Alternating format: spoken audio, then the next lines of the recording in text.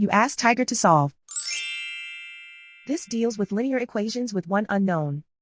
The final result is x equals 400. Let's solve it step by step.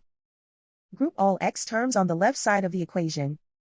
Subtract 2000x from both sides. Simplify the arithmetic.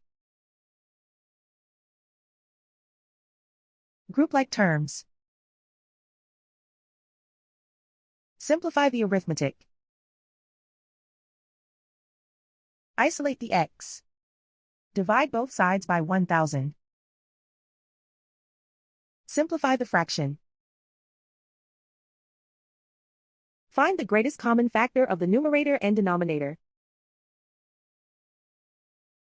Factor out and cancel the greatest common factor.